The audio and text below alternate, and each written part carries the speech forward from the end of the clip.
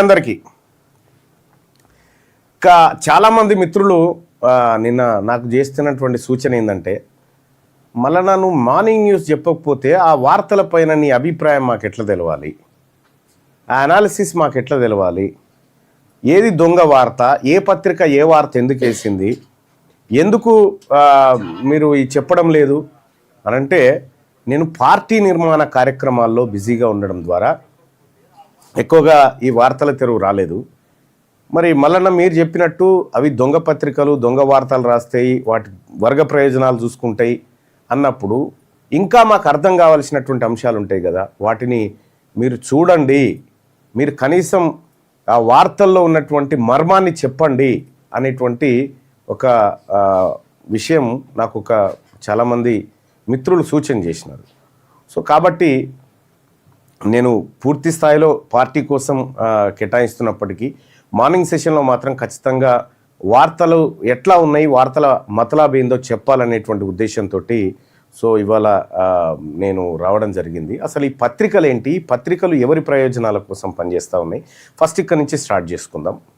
So మీ అందరికీ తెలుసు పత్రికలు, ఈనాడు దినపత్రిక చంద్రబాబు నాయుడుకు, ఆ తర్వాత కమ్మ వాళ్లకు మంచి చేయడం కోసం, వాళ్ళే మంచి వాళ్ళని చెప్పడం కోసం ఆ పత్రిక ప్రయత్నం చేస్తుంది. సాక్షి దినపత్రిక ఉంది. సాక్షి దినపత్రిక జగన్మోహన్ రెడ్డి ప్రయోజనం కోసం, జగన్మోహన్ రెడ్డి అధికారంలో ఉంటే ఆహా ఓహో, ఇప్పుడు చంద్రబాబు నాయుడు అధికారంలో ఉంటే ఆంధ్రజ్యోతి, ఈనాడు ఆహా ఓహో, ఇవే ఈ పత్రికల రాజకీయం అంతా ఇదే ఉంటుంది. మీరు అంతెందుకు ఇవాళ వెలుగు దినపత్రిక చూసుకుందాం. ఇది వెలుగు దినపత్రిక కదా. సో వెలుగు దినపత్రికలో వెలుగు దినపత్రికకు ఈయన ఓనర్ కాకపోతే ఈ వార్త ఇక్కడ వస్తుందా? వెలుగు దినపత్రికకు వివేక్ గారు ఓనర్ కాకపోతే ఫ్రంట్ పేజీలో ఈ వార్త వస్తుందా? అది ఆఫ్టర్ ఆల్ చిన్న విషయం. ఇసుక మాఫియాలో ఎవరున్నా వదలమనేటువంటి ఒక మాట చెప్పిండు ఆయన, గనుల శాఖ మంత్రి. సరే ఓకే, కానీ ఇది చిన్న వార్త. కానీ ఫ్రంట్ పేజీలోకి వచ్చేటువంటి పరిస్థితి ఎందుకు వచ్చిందంటే ఈ పత్రికకు ఆయన ఓనర్ కాబట్టి. ఆయన తప్పుపట్టడం లేదు, ఆ పత్రికలో ఆయన స్పేస్ ఆయన వేసుకుంటాడు. సో ఇంకా ఇదే కాదు, నిన్న ఒక వార్త వచ్చింది, వివేక్ వెంకటస్వామి గారు కొడుకు తిరుమలకు ఎటో పోయినట్టున్నాడు, ఆడ చెత్తా చెదారం ఉందంటే అది కూడా వార్త అయింది. అంటే వాళ్ళ వర్గ ప్రయోజనాల కోసం వాళ్ళు పనిచేస్తూ ఉంటారు. ఇక్కడ మీరు ఈనాడు చూసుకుంటే, ఈనాడుకు సంబంధించి ఎవరైతే ఈ వార్తలు ఏవైతే ఉన్నాయో ఈ వార్తలలో వాళ్ళ ప్రయోజనాలకి, కమ్మ వాళ్లకు ఇబ్బంది కానటువంటి వార్తలన్నీ ఇందులో ఉంటాయి, కమ్మ ప్రభుత్వానికి ఇబ్బంది కానటువంటి వార్తలన్నీ ఇందులో ఉంటాయి. సేమ్ ఆంధ్రజ్యోతి అయితే అదే, ఆంధ్రజ్యోతి ఓపెన్గానే ఉంటుంది, మేము కమ్మవారం, కమ్మకు మా కమ్మదనమే ఉంటుంది. సో కమ్మ ప్రయోజనాల కోసం ఎవరినైనా గిల్లుతుంటాం, ఏదైనా చేస్తుంటాం అనేటువంటి వార్తలు ఆంధ్రజ్యోతిలో ఉంటాయి. సేమ్ ఇక మీడియా ఛానల్ అయితే మీ అందరికీ తెలిసిందే, మీడియా ఛానల్ పరిస్థితి ఎట్లా ఉంటుంది తెలంగాణ రాష్ట్రంలో, మీడియా అనబడుతున్నటువంటి వాళ్ళ పరిస్థితి ఎట్లా ఉంటుంది. వాస్తవానికి ఇప్పుడు మీ అందరికీ చెప్పాల్సినటువంటి విషయం ఏంటంటే న్యూస్ పేపర్లు చదివేటోళ్ళు తగ్గిపోయారు. మొత్తం భారతదేశంలోనే, మరీ ముఖ్యంగా తెలంగాణలో న్యూస్ పేపర్స్ తీసి చదివేటోళ్ళు ఒకప్పుడు 100కి 14 మంది ఉంటే, ఇప్పుడు 100కి 4 అయ్యారు. అసలు పేపర్లు ఎవరు చదవట్లేదు. ఎందుకు చదవట్లేదు పేపర్లు? కారణాలు ఏంటి? లైవ్ చూస్తున్నటువంటి మిత్రులారా మీరు కామెంట్లలో తెలియజేయండి. మీరు వార్తాపత్రికలు కొనుక్కొని చదువుతా ఉన్నారా? న్యూస్ పేపర్లు మీరు కొనుక్కొని చదువుతా ఉన్నారా? చదవట్లేదు. ఎందుకు చదవట్లేదు? ఎప్పుడైనా వార్తాపత్రికలు మీరు కొనుక్కొని చదువుతా ఉన్నారా? మీరు చూస్తుండగా ఎవరైనా పత్రికలు చదువుతా ఉన్నారా? ఎవ్వరు పత్రికలు చదవడం లేదు, టీవీ ఛానల్ చూడడం లేదు. కేవలం అవి ఉన్నాయా అంటే ఉన్నాయి అనేటువంటి పరిస్థితిలో ఉన్నాయి, ఎవరు చదవడం లేదు. కారణాలు ఏంది? ఈ పత్రికలు, ఈ టీవీలు ఆత్మవిమర్శ చేసుకోవాలి. ఎందుకంటే ఇవి ప్రజలకు దూరం అయిపోయినాయి, పాలకులకు దగ్గర అయిపోయినాయి, వాళ్ళ వర్గాలకు దగ్గర అయిపోయినాయి తప్ప మెజారిటీ ప్రజలకు దూరం అయిపోయినటువంటి పరిస్థితి. ఇప్పుడు ఏ పత్రిక చూసినా అదే పరిస్థితి, న్యూస్ నమ్మకంగా లేవని చెప్తా ఉన్నారు. బీసీల వాళ్ళ పేపర్ ఖమ్మం జిల్లాకు లేదన్నా మేము మానేశానని చెప్తా ఉన్నారు. అన్న చదవట్లేదని. ఎవరు చదువుతలేరు? కారణం ఏంది? ఎందుకు చదవట్లేదో మీరు కారణం కూడా రాయండి. చాలా అంటే ఒకప్పుడు ఊర్లలోకి పేపర్ వస్తే నిజంగా చెప్తున్నా కానీ నేను పేపర్ వేసినటువంటి వ్యక్తిగా చెప్తున్నా, పేపరు పొద్దుగాలనే బస్కి వస్తే ఆ పేపర్ను అన్ని ఇళ్లలో డిస్ట్రిబ్యూట్ చేసేది, అన్ని ఆఫీసులలో డిస్ట్రిబ్యూట్ చేసేది. అంతకంటే ముందు పేపర్ను చదవడానికి చాలా, నువ్వు రాత్రి క్రికెట్ అంతా చూసినా కూడా పొద్దుగాల పేపర్ వాళ్ళు ఏం రాసిర్రు అనేది మళ్ళీ చదువుకునేటువంటి పరిస్థితి ఉంటుండే. వార్తాపత్రికలలో వచ్చేటువంటి వార్తలకు అత్యంత ప్రాధాన్యత ఉంటుండే. నువ్వు అంతెందుకు ఒకప్పుడు గ్రౌండ్ లెవెల్లో రిపోర్టర్లు పనిచేస్తే వాళ్ళకు వాల్యూ చాలా ఉండేది. ఇప్పుడు అదేం లేదు. నువ్వెంత పోవా అంటున్నారు. ఆ పరిస్థితి ఎందుకు వచ్చింది? ఎందుకు ప్రజలకు పత్రికలు మీడియా మెయిన్ స్ట్రీమ్ మీడియా ఎందుకు దూరమైంది? దానికి కారణం అన్న మేము బీసీ నాయకులం అని చెప్పుకున్నా వాళ్ళు కనిపిస్తలేదు అని చెప్తా ఉన్నారు. అగో వాళ్ళు చూపిస్తలేరు, ఎవరి వర్క్లో వాళ్ళు బిజీ అని చెప్పి ఆయన ఒపీనియన్ చెప్తా ఉన్నాడు. మీలాంటి వారు న్యూస్ గురించి చెప్తున్నారు, అలాగే ఎవరి వర్క్లో వారు బిజీ అయిపోయినామని చెప్తా ఉన్నారు. నేను చదువుతానని చెప్పి వెంకటస్వామి చెప్తున్నాడు. సోషల్ మీడియా ఎఫెక్ట్ అని చెప్పి రాజ్ కుమార్ చెప్తా ఉన్నాడు. ఎవరి డప్పు వారే కొట్టుకుంటున్నారు, ఎందుకంటే మొత్తం షార్ట్ న్యూస్ వస్తున్నవి. అన్న కేసీఆర్ గురించి కౌంటర్ ఎన్కౌంటర్ ప్రోగ్రామ్ పెట్టు అన్న అని చెప్తా ఉన్నారు. డబ్బా కొట్టే పేపర్లు వచ్చేసినాయి అని చెప్తా ఉన్నారు. మల్లన్న గారు చదవడం లేదు 100% అని చెప్పి చెప్తా ఉన్నారు. మల్లన్న గారు చదవడం లేదు మేము పేపర్లు అని చెప్తా ఉన్నారు. ఎందుకు పేపర్లు దూరం అయిపోయినంటే ప్రజల ఆలోచనకు ఒకప్పుడు ఏంటంటే వాస్తవానికి పేపర్లలో పేపర్లలో ఏ అంశాలు రావాలి, ఏ అంశాలు వాస్తవానికి వార్తలు, కానీ తెలంగాణలో ఏ వార్తలుగా ఉంటున్నాయి. ఇవి ఈ చాలా కీలకమైనటువంటి కొన్ని అంశాలు మీ ముందుకు తెస్తాం. అసలు వార్తలంటే ఏవి, ఏవి వార్తలు కావు, ఏవి పత్రికలు మన ముందు పెడతా ఉన్నాయి అంటే మన మీద రుద్దుతా ఉన్నాయి, ఏ వార్తల్ని రుద్దుతా ఉన్నాయి. ప్రజల వార్తాపత్రికలు ఎట్లా ఉంటాయి, ప్రజల వార్తాపత్రికలు ఎట్లా ఉంటాయి, ఎట్లా ఉండాలి. ఇప్పుడు సపోజ్ ఒకటి ఏంటంటే ఏ అంశాలు వార్తలు, ప్రజా సమస్యలు, రెండోది ధరలు, ఉపాధి, ఉద్యోగాలు, సామాజిక అంశాలు,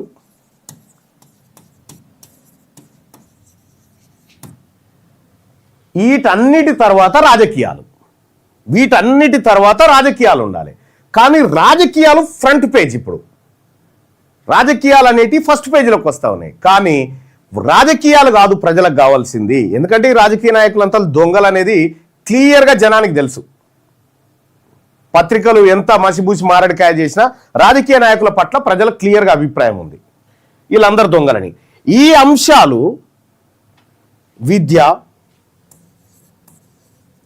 వైద్యం, ఇవి ప్రధానమైనటువంటి అంశాలు, పత్రికల్లో ఫ్రంట్ పేజీలో రావాల్సినటువంటి అంశాలు. కానీ రాజకీయ విశ్లేషకుడు కేవలం విశ్లేషకుడు అనేవాడు రాజకీయాలను విశ్లేషిస్తా ఉన్నాడు. సామాజిక పరమైనటువంటి అంశాలు, విద్యా వైద్యాన్ని గురించి ఏ పత్రిక కూడా ఫ్రంట్ పేజీలోకి అంత ఇంట్రెస్ట్గా చూపించదు. ఇక్కడ ఈ అంశాలు పోయినాయి. ఈ అంశాలు పోయి ఏ అంశాలు తెర మీదకి వచ్చినాయి? ఇప్పుడు తెలుగు దినపత్రికలు,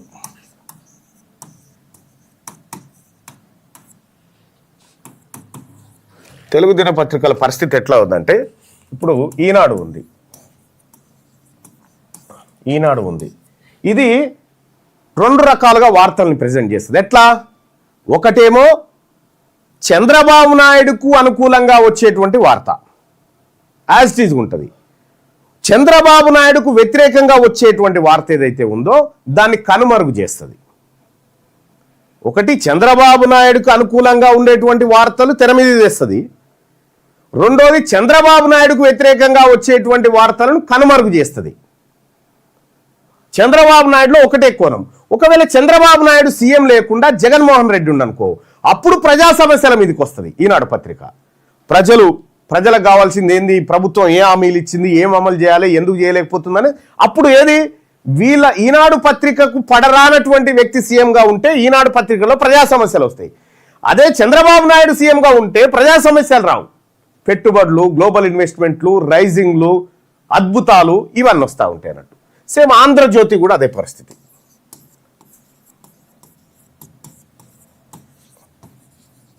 ఆంధ్రజ్యోతిది ఏంది? ఆంధ్రజ్యోతి ప్రయోజనం సేమ్ లేదు, అది ఒక మీడియేటింగ్ సంస్థ అంతే. దాన్ని ఏమంటారంటే మీడియేట్ చేసేటువంటి సంస్థ. చంద్రబాబు నాయుడుకు ఎక్కడెక్కడ ఏమేమి కలపాలా, చంద్రబాబు నాయుడిని ఎట్లెట్లా రక్షించుకుంటూ రావాలా, మీరు చంద్రబాబు నాయుడుకు ఎట్లా ఈయన అప్పుడప్పుడు చంద్రబాబు నాయుడు కూడా గుర్తెరుగా చంద్రబాబు లాంటి మహాగణుడైన వ్యక్తి కూడా గుర్తించకపోవడం శోచనీయమని రాస్తాడు. అంటే అక్కడ ఆయన చెప్పాలనుకునేది చంద్రబాబు నాయుడు మహాగణుడు అని చెప్పాలనుకుంటాడు గంతే.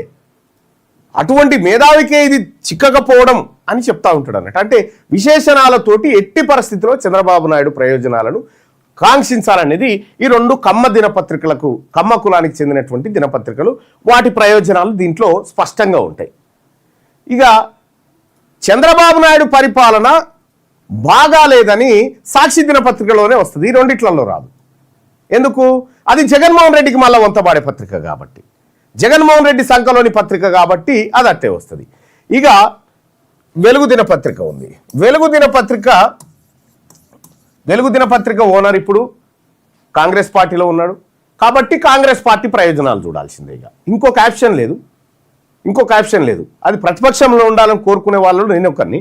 కాకపోతే ఏంటంటే ఇప్పుడు రేవంత్ రెడ్డి ప్రయోజనాలు అంటే రేవంత్ రెడ్డి మంచిగుంటే వివేక్ మంచిగుంటాడు, వివేక్ మంచిగుంటే పత్రిక మంచిగుంటుంది. అంటే ఈ ట్రయాంగిల్ ఉంటుంది. ఇక్కడ ఇక చిన్న పత్రికలు ఉంటాయి కదా చాలా, ఇంకా ఏవి చిన్న పత్రికలు ఉంటాయి కదా, వీటికేమో అడ్వర్టైజ్మెంట్లు కావాలంటే ప్రభుత్వానికి ప్రజల సమస్యలను ఏకరువు పెట్టేటువంటి సాధనంగా పనిచేస్తే కుదరదు. ప్రభుత్వానికి భజన చేసే పత్రికల్లాగా ఉంటే అడ్వర్టైజ్మెంట్.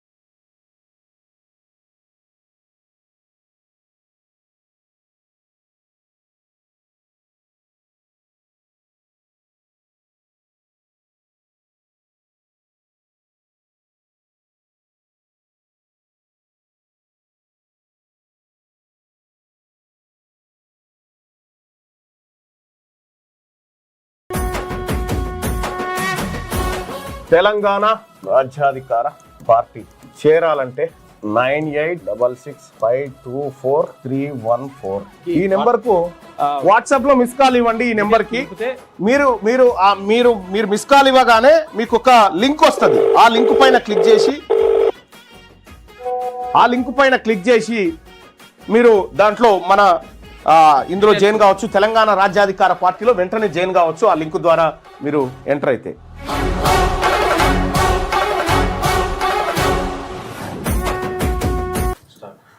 రైట్ సారీ, ఇక్కడ ఈ పత్రికలు టీవీ ఛానళ్ల వైపు ఎంతమంది ఉన్నారంటే 100లో 4% మాత్రమే వీళ్ళ వైపు ఉన్నారు.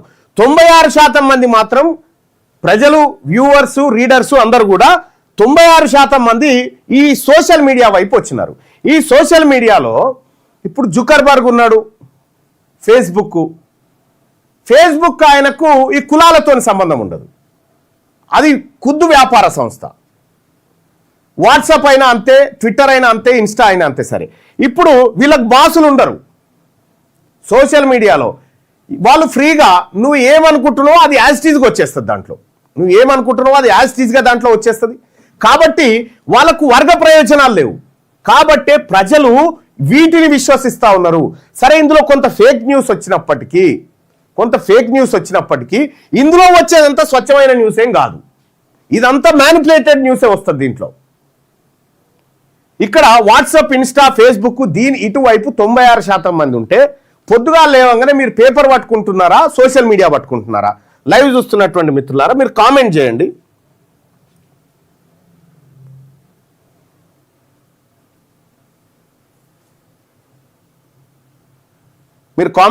లైవ్ రావడం లేదంటున్నారు.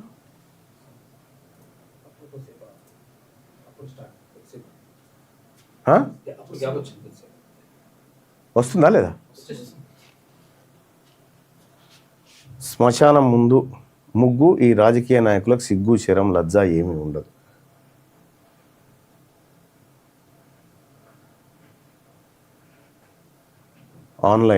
ఆన్లైన్ సోషల్ మీడియా, కంప్లీట్గా సోషల్ మీడియాలోనే మెజారిటీ ప్రజలు ఉంటారు. సోషల్ మీడియా మరి పత్రికల దగ్గర నుంచి ఇప్పుడు ఇక్కడ ఇంకొక విషయం ఏంటంటే గమనించాల్సింది, పత్రికలు వయసు.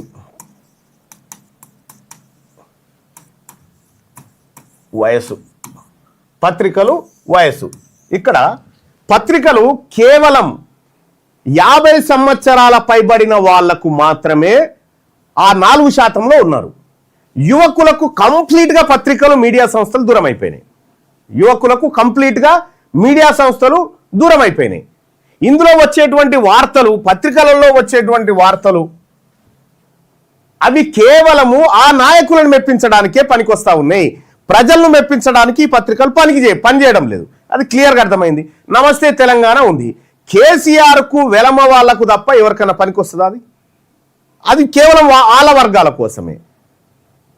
అంటే ఇక్కడ విద్య, వైద్యం, ఉపాధి, ధరలు, సామాజిక అంశాలు ఇవి ప్రధాన వార్తలు కావాల్సినటువంటి పత్రికలు ఎందుకు దూరమైన ప్రజల కంటే ఇవి భజన పత్రికలుగా మారిపోయినాయి. కాబట్టి వీటికి ప్రజలు దూరం అయిపోయినారు. ఇది స్పష్టంగా ఈ పత్రికల పట్ల మనకు అభిప్రాయం ఉండాలి కదా, అందుకోసమే నేను ఫస్ట్ ఆ అభిప్రాయాన్ని చెప్పడం జరిగింది. ఇక్కడ సపోజ్ వాళ్ళ వెలుగు దినపత్రిక, రండి దర్శనం, ఇక్కడ వెలుగు దినపత్రికలో ఉన్నటువంటి వార్తల్ని ఒకసారి చూద్దాం. అలాగే ఈ లైవ్ చూస్తున్నటువంటి మిత్రులారా, ఇది ఫ్రీ లైవ్. అందరు యూట్యూబ్ ఛానల్ వాళ్ళు ఈ లైవ్ను డౌన్లోడ్ చేసుకొని మీ దాంట్లో వేసుకోండి. ఇది ఫ్రీగా అందరికీ ఇచ్చేటువంటి కంటెంటు. ఇది ఫ్రీగా అన్ని యూట్యూబ్ ఛానళ్లకు. ఇప్పుడు సపోజ్ వేరే యూట్యూబ్ ఛానళ్లలో ఏమేమి ఛానళ్ళలో వస్తుంది? అది వెంకట్ టిఎం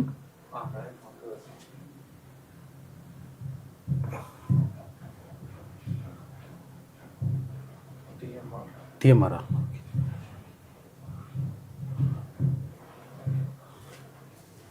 ఇగో ఇట్లా వేరే ఛానల్ వాళ్ళు కూడా ఈ లైవ్ని పెట్టుకుంటారు. అలాగే యూట్యూబ్ ఉన్నటువంటి వాళ్ళు ఎవరైనా సరే, యూట్యూబ్ ఛానల్ ఉన్నటువంటి వాళ్ళు ఫ్రీగా ఈ లైవ్ను వాడుకోండి.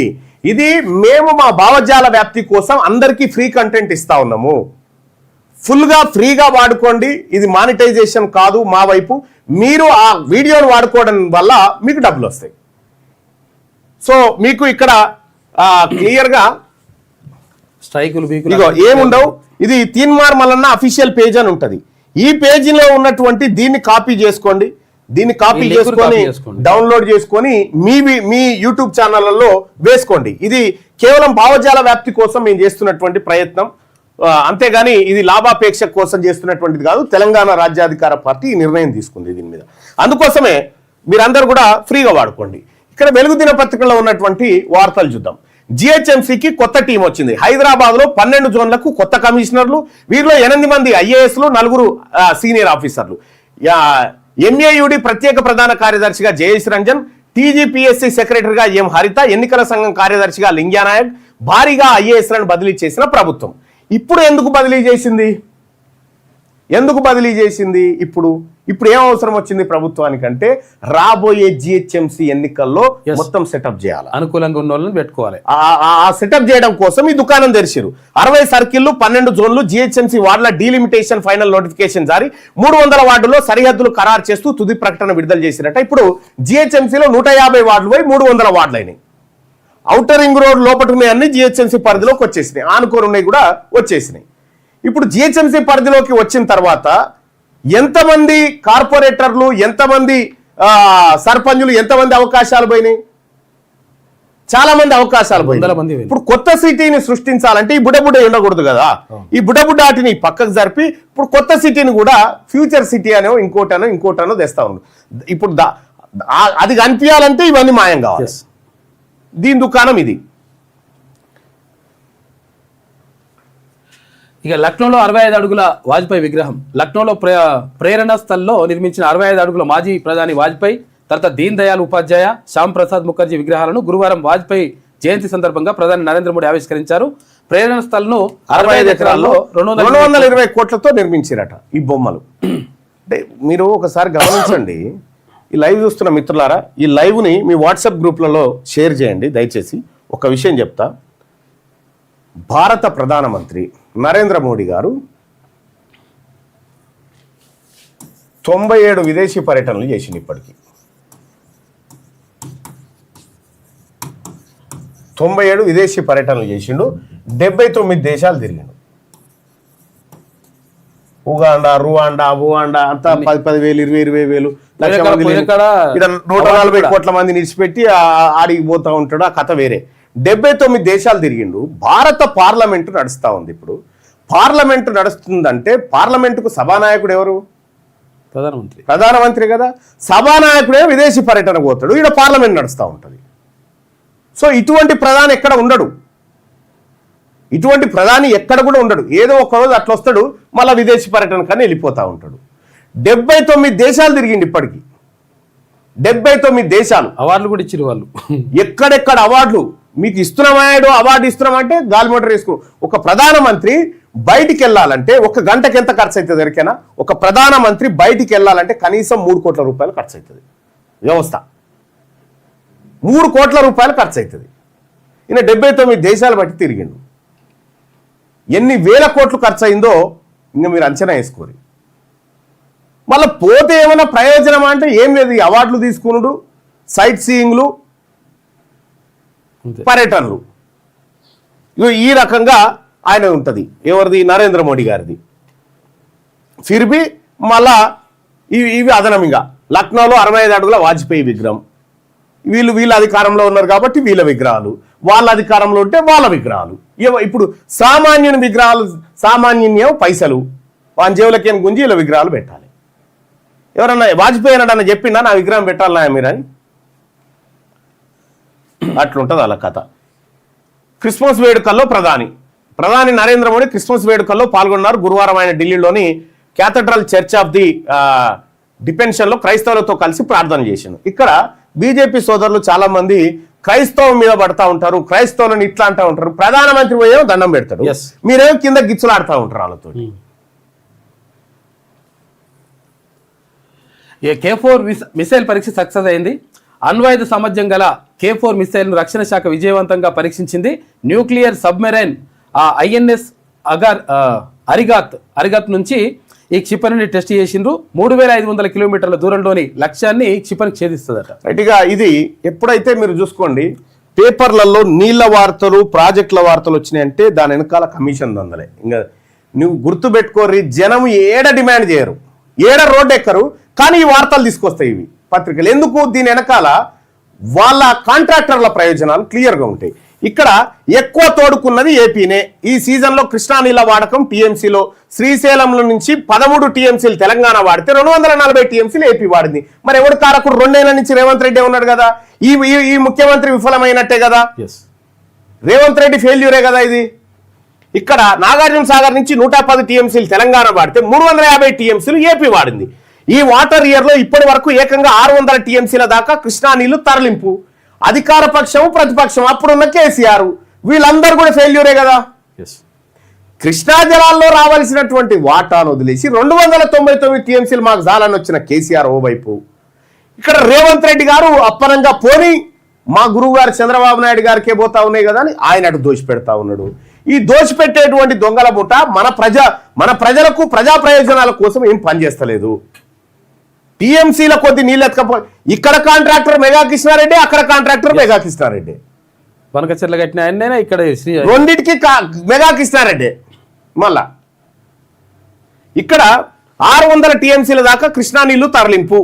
600 టీఎంసీల దాకా తరలిస్తా ఉంటే ఏం చేస్తా ఉన్నావు మరి రేవంత్ రెడ్డి గారు, నీటిపారుదల శాఖ మంత్రి గారు ఏం చేస్తా ఉన్నారు?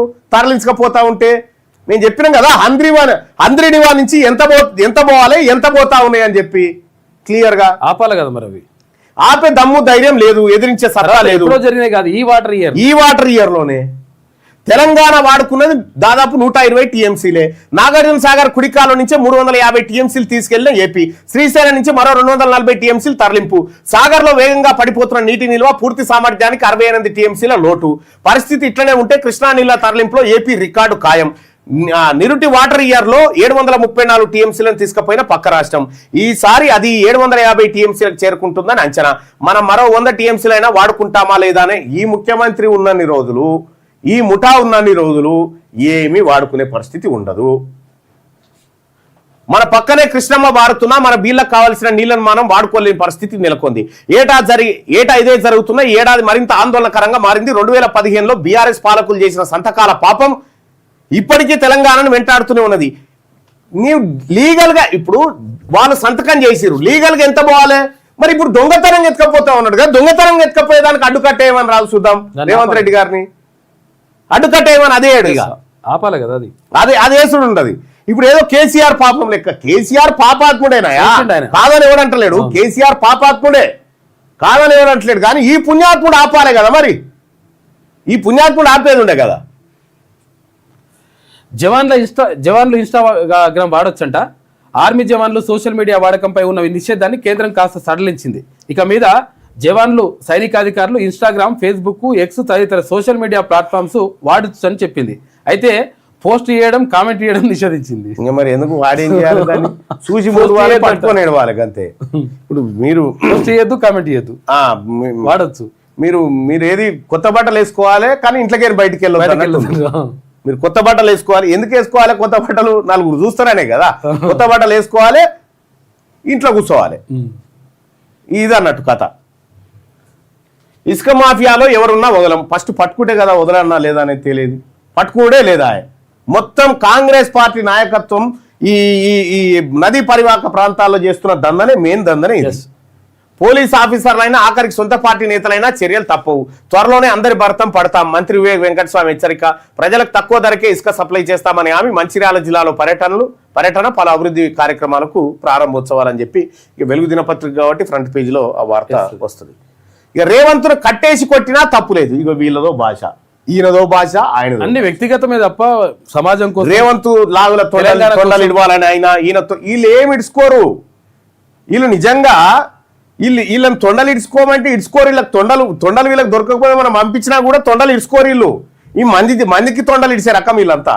ఈయన కానీ రేవంత్ రెడ్డి కానీ వీళ్ళంతా కూడా ఇవన్నీ ఒకరి తాను ముక్కలు. ఇవన్నీ ఇక్కడ కేసీఆర్ లేకుంటే తెలంగాణ లేదు. ఆయన పైన ఇష్టం ఉన్నట్టు కేసీఆర్ అంటే ఎట్లుందంటే నేను ఉట్టకపోతే ఎవరిని చేసుకుందువు అన్నట్టుగా. తెలంగాణ కేసీఆర్ ఉట్టక ముందుకు స్టార్ట్ అయింది లొల్లి. 69లో స్టార్ట్ అయింది. 69లో స్టార్ట్ అయింది. ఇడ్లీ సాంబార్ విజయం మొదటి 1956లోనే మొదలైంది. జయశంకర్ సార్ ఉన్నాడు. కేసీఆర్ లేకపోతే తెలంగాణ లేదు కాదు. కేసీఆర్ ఉన్నాడు కాబట్టి ఈ అప్పులు, ఈ దరిద్రం ఇదంతా మోపై కూర్చున్నాయి. బీఆర్ఎస్ ఎమ్మెల్యే హరీష్ రావు ఆగ్రహం వ్యక్తం చేసిండు. సీఎం మాట్లాడిన తీరు అసహ్యంగా ఉంది అని చెప్పి శ్రీనివాస్ గౌడ్. రేవంత్ రెడ్డి గారు మాట్లాడమే చాలా గలీజ్ లాంగ్వేజ్. అది దాన్ని ఎట్టి పరిస్థితుల్లో అది ఒక ముఖ్యమంత్రి హోదాలో గంత గలీజ్ లాంగ్వేజ్ మాట్లాడడం అయితే అది ఉండాలి. ఆయన ప్రతిపక్ష నాయకుడు ఉన్నప్పుడు ఒకటి అన్నవు పోయినావంటే సరే దాని యాక్సెప్టెన్స్. ఒక ప్రభుత్వంలో ఉండి ప్రభుత్వాన్ని నడుపుతున్నటువంటి వ్యక్తి ఇంత గలీజ్ గా మాట్లాడడం అయితే అసలు ఇంతకంటే దరిద్రం ఏడ ఉండదు. రేవంత్ను దింపిన తర్వాతే కేసీఆర్ పులిలా అసెంబ్లీకి వస్తారు అని చెప్పి మరి అంటే అప్పటిదాకా మావాడు రావడానికి పులి కాదట. మొన్న చెప్పాడుగా కేసీఆర్ గారు రేపటి నుంచి నేను అందుబాటులో ఉంటాను రాహుల్. కథం అయిపోయి వాళ్ళ మీటింగ్ అయిపోగానే పోయి మళ్ళీ పామలో పడ్డాడు. మళ్ళీ 6 నెలలకు మళ్ళీ దుకాణం. మళ్ళీ అప్పటికి వచ్చే ఇప్పుడు కేసీఆర్ చుట్టూ ఫోన్ ట్యాపింగ్ వచ్చు, లొట్ట పీసు. నేను చెప్తానగా రేవంత్ రెడ్డి నువ్వు మొనగానే అనిపించుకోవాలంటే కేసీఆర్ ను, తర్వాత హరీష్ రావును, కేటీఆర్ ను, వీళ్ళు ముగ్గురిని జైల్లో వేస్తున్నాం. నీకు చేత కాదు. నీకు విషయం ఏంటంటే వాళ్ళని అరెస్ట్ చేసే దమ్ము ధైర్యం నీ దగ్గర లేదు ఫస్ట్. ఎందుకంటే నువ్వు అలాంటి పాపాలు చేసినోడివే కాబట్టి నీకు ఆ దమ్ము ధైర్యం లేదు. నువ్వు ఖచ్చితంగా ముఖ్యమంత్రి గారు, నేను చెప్తా ఉన్నా కదా, ముఖ్యమంత్రి గారు కేసీఆర్ను అరెస్ట్ చేసే దమ్ము నీకు లేదు. నేను చెప్తా ఉన్నా, ఇలా డేట్ రాసుకో. 12వ నెల 26వ తారీఖు 2025 ఉదయం 8:31 చెప్తా ఉన్నా. కేసీఆర్ను అరెస్ట్ చేసే దమ్ము రేవంత్ రెడ్డి దగ్గర లేదు. రేవంత్ రెడ్డి అన్ని కాంప్రమైజ్ పాలిటిక్సే, చీకటి ఒప్పందాలే ఉంటాయి. కాబట్టి కేసీఆర్ను ఇదంతా కేవలం వార్తా పేపర్లో వార్తలకు పనికొస్తుంది తప్ప వాస్తవానికి ఉండదు. కేసీఆర్ చుట్టూ ఫోన్ ట్యాపింగ్ ఉచ్చు, కీలకంగా మారిన ఎమ్మెల్యేల కొనుగోలు వ్యవహారం, నందకుమార్ కాల్ రికార్డింగ్ ను 4 ప్రెస్ మీట్లో వెల్లడించిన కేసీఆర్. ఇవే ఆధారాలతో సిట్ దర్యాప్తు. ఇంకెన్ని రోజులు చేస్తావు ఆ సిట్ దర్యాప్తు? ఎట్లమని చేస్తావు? ఇంకెన్నేళ్ళు చేసుకుంటా పోతావు దర్యాప్తు? వాళ్ళు దొంగతనం చేసిందని క్లియర్గా తెలిసేపాయే. లోపటేసే దమ్ము లేక టైంపాస్ చేస్తున్నావు జనంతో, గంతే. నాడు బీజేపీ నేతలను ఇరికించబోయి ఇప్పుడు ఇరుక్కున్న బీఆర్ఎస్ చీపు ఇరికినట్టేనా? ఇవాళ ఉరి పడ్డట్టేనా ఆయనకు? ఎందుకు ఇవన్నీ? నందకుమార్ స్టేట్మెంట్ రికార్డ్ చేసిండ్రు. ఇక ముగిసిన ప్రభాకర్ రావు కస్టోడియల్ విచారణ, SIT chief Sajjanar, intelligence chief Vijay Kumar కీలక భేటీ అయ్యారట. ఈ కేసు పురోగతిపై త్వరలోనే ప్రభుత్వానికి నివేదిక. ఈ నెల 29న సుప్రీంకోర్టులో స్టేటస్ రిపోర్టు దాఖలు చేస్తారట. ఇక సుప్రీంకోర్టు పోతారు వాళ్ళు, విచారణ. మీరు చెప్తున్నాం కదా, కేసీఆర్, ఈ ప్రభాకర్ రావు వీళ్ళందరూ కూడా మంచం మీద పట్టుకొని ఒకని భుజం ఒకటి పట్టుకొని మెల్లగా లేచే వయసు వచ్చేదాకా కూడా వీళ్ళని ఎవడేం చేయాలి? ఏమన్నారు? వీళ్ళని కేసీఆర్ను అరెస్ట్ చేసి నిజంగా కాంగ్రెస్ పార్టీ నిజంగా మాకు ఎలక్షన్ టైంలో చెప్పారు కదా, లోపటెత్తాం పడేత్తాం దున్నేస్తామని. మీకు దమ్ముంటే మీరు మొనగాళ్ళైతే కాంగ్రెస్ పార్టీ నాయకత్వమా చెప్తా ఉన్నా, కేసీఆర్ను అరెస్ట్ చేసి చూపెట్టును. చెర్లపల్లి జైల్లో నువ్వు అరెస్ట్ చేసి చూపెట్టు రేవంత్ రెడ్డి గారు. నీతో కాదు, నువ్వు వట్టి పిరికొని అది వాళ్ళకి తెలుసు. ఇక కృష్ణా నీళ్ళలో నంబర్ 1 ద్రోహి కేసీఆర్ ద్రోహే కాదంటలేదు. ఇప్పుడున్న రేవంత్ రెడ్డి దాన్ని మించిన ద్రోహి. ఇక్కడ ఇంకా విషయం ఏంటంటే, ఇప్పుడు బండి సంజయ్ గారు ఇప్పుడు రేవంత్ రెడ్డి గారి మీదకి ఏమైనా రాగానే ఇటు సంజయ్ గారు అటు ఆమె కవిత ఇద్దరు కలిసి ప్రొటెక్ట్ చేస్తున్నట్టు అనిపిస్తూ ఉంది, జనానికైతే గట్టిగా అనిపిస్తూ ఉంది. ఇప్పుడు బండి సంజయ్ గారు నేను చాలా రోజుల నుంచి ఒక ఆయన నాకు విశ్లేషణ చెప్తా ఉన్నాడు. జూబ్లీహిల్స్ ఉప ఎన్నిక సందర్భంగా సంజయ్ గారు పోయిండు అక్కడ ప్రచారానికి. సంజయ్ గారు ఇప్పుడు అక్కడ ముస్లిం ఓటు బ్యాంక్ ఎక్కువ. ముస్లిం ఓటు బ్యాంక్ ఎక్కువ అయినప్పుడు మన బీసీల ఓట్లతో గెలిచే పరిస్థితులు సరిగా లేనప్పుడు నువ్వు ఆడ పోయి మనం మొలదారం ముచ్చట మాట్లాడినామంటే డైరెక్ట్ పంపించినట్టు ఓట్ల ముస్లింలను ఒక్కటి చేసే కార్యక్రమం మాట్లాడినామాట. 1,00,000 ఓట్ల పైచిలుకునేవి. సో ఫోన్ ట్యాపింగ్ లో కల్వకుంట్ల ఫ్యామిలీ ప్రమేయం ఉంది. మేము రాష్ట్రంలో అధికారంలోకి వస్తే ట్యాపింగ్ బాధ్యులపై. అయ్యో Bandi Sanjay garu, you are the central minister. Phone tapping వ్యవహారం అనేది ఈ టెలిగ్రాఫ్ చట్టం పరిధిలోకి వస్తుంది. ఇప్పుడు గుంటుకపోవడానికి మీకు అవకాశం ఉంది. ఇప్పుడు ఆ పని ఎందుకు? మీరు రాష్ట్రంలో అధికారంలోకి వస్తే మీరేది చేస్తారు? ఆల్రెడీ సిబిఐకి ఇచ్చిరు కదా కాళేశ్వరం మీద, ఆ తర్వాత మిగతా వాటి మీద ఏవి చర్యలు? ఈ ట్రాయ్ బి అన్ని ఉంటాయి కదా. ఇప్పుడు ఈ జనం ఇటువంటి స్టేట్మెంట్లు చూస్తే నవ్వుకుంటారు కదా. మీరు చేయాల్సిన పని మీ దగ్గరనే ఉండే ట్రాయ్ ప్రకారము లేకపోతే టెలిగ్రాఫ్ చట్టాల ప్రకారం మీరు కేసీఆర్ని ఈ పాటికి గుంజుకపోయి లోపటేసేటువంటి అవకాశం ఉండే. అది మీరు చేస్తలేరంటే మీరు కేసీఆర్ లోపాయకార ఒప్పందం జరిగి ఉంటుంది మీద. మేము రాష్ట్రంలో అధికారంలోకి వస్తే ట్యాపింగ్ బీజేపీ పార్టీ ఇక్కడ అధికారంలోకి వచ్చేది లేదు, సచ్చేది లేదు. అది గంతే, దాని బతికే గంత బీజేపీది. సో ఈసారి నరేంద్ర మోడీ గారు ఆ తర్వాత ప్రధానమంత్రి అయింది, కానీ ఇంకా వచ్చేసారి నుంచి మోడీ ఉండడు, ఎవరు ఉండరు. ఎందుకంటే ఆ ప్రభ మొత్తం తగ్గిపోయింది. ఇక్కడ తెలంగాణలో 8 ఎంపీలు ఉన్నాయి కదా, ఇవి 0 వచ్చినా ఆశ్చర్యపోవద్దు. రేపు బీజేపీ కష్టం ఉంది. 2-3 రాష్ట్ర మంత్రులు 1000 కోట్లు వెనకేస్తున్నారు. కేంద్ర మంత్రిగా మీరు విచారణకు ఆదేశించాలి కదా. కేంద్ర మంత్రిగా మీరు విచారణకు ఆదేశించి 1000 కోట్లు వెనకేస్తున్నారంటున్న వాళ్ళు ఎవరో వాళ్ళ పేర్లు చెప్పండి. వాళ్ళ డేటా తెప్పించుకుంటున్నాం, భాగవతాన్ని బయట పెడతాం. భాగవతాన్ని బయట పెట్టుడు కాదు, ఫస్ట్ విచారణకు ఆదేశించి లీగల్గా ప్రొసీడ్ అయ్యి వాళ్ళని పట్టుకరండి. ఫస్ట్ కాంగ్రెస్లోనే ఉన్నట్లు దానం చెప్తుంటే స్పీకర్ చర్యలేవి అని చెప్తా ఉన్నారు. అయ్యా, పార్టీ ఫిరాయింపుల నిరోధక చట్టం కేంద్ర ప్రభుత్వం చేసింది. కేంద్ర ప్రభుత్వం ఈ అన్ని అంశాలపైన చర్యలు తీసుకోవచ్చు. కానీ అవి చేయకుండా, మీరు చేయాల్సిన పని చేయకుండా వీళ్ళ భుజం మీద తుపాకీ పెట్టి వీళ్ళని ఏదో చేస్తున్నట్టుగా ఇవన్నీ జనం చూస్తే, అంటే జనం అంటే సాధారణ జనానికి అక్కడగా అర్థం కాకపోవచ్చు, కానీ కొద్దిగా మెచ్యూర్డ్ మైండ్ ఉన్నటువంటి వాళ్ళకైతే అర్థమవుతుంది కదా ఇదేందనేది. ఇక ఆర్టీసీలో 198 ఉద్యోగాలకు notification, 84 traffic supervisor, 114 mechanical supervisor trainee పోస్టులు. ఈ నెల 30 నుంచి వచ్చే నెల 30 దాకా ఆన్లైన్లో దరఖాస్తుల స్వీకరణ. కేసీఆర్ చుట్టూ ఫోన్ ట్యాపింగ్ ఉత్తదే డ్రామా వార్త. ఇప్పుడు ఈ వెలుగు దినపత్రిక ఆయనన్న ఇది విశ్లేషించాలి కదా, పక్కకు కాలంలో రాయాలి కదా. కేంద్ర ప్రభుత్వం ఇప్పుడు ఫోన్ ట్యాపింగ్ ఉంది, కేంద్రం బాధ్యత ఏముంది? కాళేశ్వరం ఉంది, సిబిఐకి అప్పగించారు, దాని బాధ్యత ఏముంది? ఇవన్నీ ఉండాలి కదా. అవి రాయకుండా ఒట్టి స్టేట్మెంట్లు వేయడం ద్వారా ప్రజల్ని కన్ఫ్యూజ్ చేయడం అవుతుంది కదా. ఇక మావోయిస్టు కీలక నేత గణేష్ మృతి. ఒడిశాలో జరిగిన ఎన్కౌంటర్లో చనిపోయిన సెంట్రల్ కమిటీ మెంబర్. మరో 5 మావోయిస్టులు కూడా, వీరిలో 2 మహిళలు. గణేష్ది నల్గొండ జిల్లా, 45 ఏళ్ల ఉద్యమ ప్రస్థానం. ఆయనపై 110 లక్షల రివార్డు ఉందట ఆయన పైన. మావోయిస్టు పార్టీకి చెందిన మరో కీలక నేత చనిపోయారు. ఒడిశాలోని కంధమాల్ జిల్లాలో గురువారం జరిగిన ఎన్కౌంటర్లో ఆ పార్టీ సెంట్రల్ కమిటీ మెంబర్ పాక హనుమంతు అలియాస్ గణేష్ ఉయికే మృతి చెందారు. ఆయనతో పాటు మరో 5 మావోయిస్టులు కూడా ప్రాణాలు కోల్పోయారు. సో మావోయిస్టులను మొత్తం ఎప్పటికల్లా 2026 మార్చి 31 2026 మార్చి 31 కల్లా ఈ దేశంలో మావోయిస్టులను లేకుండా చేస్తామని ప్రకటన చేస్తాడు ప్రధానమంత్రి అమిత్ షా గారు. 2026 మార్చి 31 కల్లా నిరక్షరాస్యతను కంప్లీట్ చేస్తా, పేదరికాన్ని లేకుండా చేస్తా, నిరుద్యోగ సమస్యను తీరుస్తా అన్న డెడ్ లైన్ పెట్టుకోరు. గీలను మాత్రం ఖతం చేస్తారు. ఇక దీని మీద గాదే ఇన్నయ్య గారు మొన్న ఏదో మాట్లాడితే తీసుకొని పోయారు. పాపం ఆ రఘును కూడా ఏదో పిలిచినట్టు కేసులో పెట్టిన. ఇక నిన్న మొన్నటి దాకా ఆ రఘు ఎంట తిరిగినటువంటి ఒక్కళ్ళేడు పక్కకు, మళ్ళా ఎక్కడో అక్కడ గైవ్ అయిపోయాడు. గాదే నేను అరెస్ట్ చేస్తే రఘును స్టేట్మెంట్ కి పిలిస్తే అట్లా పిలుస్తారా రఘును అని ఒక్కడు పక్కకు పోయి నిలబడ్డాడు లేడు, ఎక్కడోడు అక్కడ పరాబడ్డాడు. ఆయన మైక్ రాగానే పెద్ద పెద్ద డైలాగులు కొట్టాలంటే ఎక్కడోడు అక్కడ బలవంతులు అట్లుంటారు అన్నట్టు. పురుగుల మందు తాగించి కూతురి హత్య, ప్రేమ వ్యవహారంతో పరువు పోతుందనే కోపంతో దారుణం. పోలీసుల విచారణలో ఆలస్యంగా వెలువడి కరీంనగర్ జిల్లా సర్వాయిపేటలో ఘటన. పరువు పోతుందట. ఈ పోడు సలగొండ కూతురు వేరే అతన్ని ప్రేమిస్తే పరువు పోతుందని పురుగుల మందు తాగిచ్చిందట. పరుగుగాల్లోని నువ్వు కదా తాగాల్సింది. ఏం పనులు ఇవన్నీ. ఇక ఇది ఇట్లుంటే శనార్థి తెలంగాణ. ఇగో ఫోన్ ట్యాపింగ్ కేసులో కీలక పరిణామం. ప్రణీత్ రావు, భుజంగరావు, రాధాకిషన్ రావు, తిరుపతి అన్నలను జూబ్లీహిల్స్ పోలీస్ స్టేషన్ పిలిచిన సిట్టు. అందరినీ కలిపి విచారించిన దర్యాప్తు అధికారులు. పెన్ డ్రైవ్ డేటా గురించి నోరు మీద పని మాజీ ఎస్ఐబి చీఫ్. నేడు 10 గంటలకు పోలీస్ కస్టడీ నుంచి ప్రభాకర్ రావు విడుదల కాబోతా ఉన్నాడట. వీళ్ళకి ఏమీ కాదు, గుర్తుపెట్టుకోరి. బీసీ నామ సంవత్సరం, బీసీ నినాదంతో హోరెత్తిన 2025. స్టేట్ ను ఉక్కిరి బిక్కిరి చేసిన బీసీ ఉద్యమాలు, పోరాటాలు. 42% బీసీ కోటా కోసం బంధులు, నిరసనలు. శాసనసభ హస్తినా వేదికగా కాంగ్రెస్ మాత్రం అవే డ్రామాలు. రెడ్ల రాజకీయ ఆధిపత్యానికి బీసీల దీటైన పోటీ. సర్పంచ్ ఎన్నికల్లో బీసీల హవా. బీసీల రాజ్యాధికారం కోసం మల్లన్న తెలంగాణ రాజ్యాధికార పార్టీ స్థాపన. ఫలించిన మల్లన్న బీసీ పోరాటాలు. రాష్ట్రంలో బలీయమైన బీసీ ఉద్యమానికి పునాదులు. 2025 అంతా బీసీ మయమే జరిగిందని చెప్పి బీసీల ఉద్యమాలు చాలా కీలకంగా ఇక్కడ తెలంగాణలో పురుడు పోసుకున్నాయి.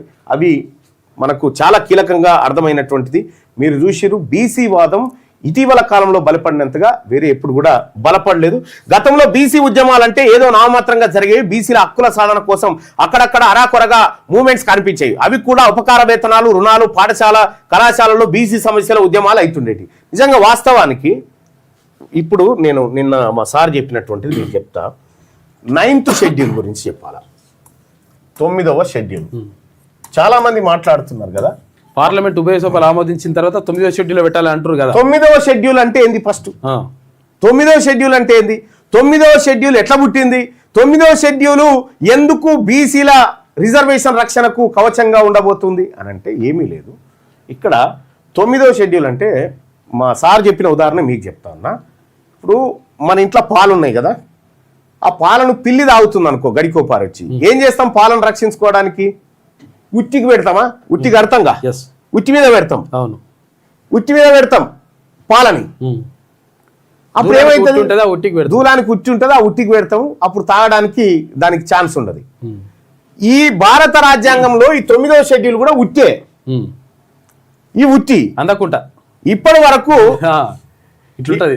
దీనికి ఉట్టి కడతారు, ఇట్లా ఉట్టి కడతారు. ఉట్టి కడితే దీంట్లో పెడతారు. అది యాక్చువల్గా ఇక్కడ పిల్లి ఉంటుంది. పిల్లి ఉంటుంది. ఈ పిల్లికి ఈ ఉట్టి అందది, ఉట్టి మీద దుంగితే కింద పడుతుంది అన్నట్టు. అట్లా తాగలేకపోతుంది ఉట్టి. ఇక్కడ 9వ షెడ్యూల్లో ఇప్పటి వరకు 284 చట్టాలు పెట్టింది అందులో. అంటే దీన్ని సుప్రీంకోర్టు, కోర్టులు కూడా ముట్టుకోకుండా 284 చట్టాలు పెట్టిరు. అందులో తమిళనాడుకు సంబంధించినటువంటి 69% రిజర్వేషన్ కూడా ఇందులోనే పెట్టిరు ఈ ఉట్టిలో. ఇప్పుడు తెలంగాణకు సంబంధించినటువంటి 42% రిజర్వేషన్ కూడా ఈ ఉట్టిలో పెడితేనే దక్కుతుంది. లేకపోతే సుప్రీంకోర్టు అనే పిల్లి ఈ పాలు తాగిపోతుంది. కింద ఉంటే ఆటోమేటిక్ వస్తుంది, ఇట్లా తాగేస్తుంది. ఇప్పుడు వీళ్ళు 42% కుండ వండి కింద పెట్టిరు. దీన్ని పిల్లి ముడతనే ఉంది గడికోపారి. ఈ కుండ తీసి ఈ 9వ షెడ్యూల్ అంటే ఈ ఉట్టిలో పెడితే అప్పుడు ఇది ముంగడ పడుతుంది, లేకపోతే ఆగమైపోతుంది. అంతే. ఇది 9వ షెడ్యూల్ అన్నాడు.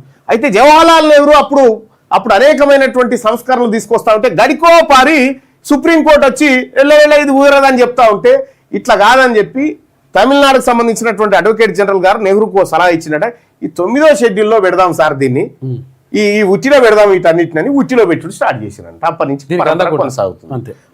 పరంపర కొనసాగుతా ఉంది.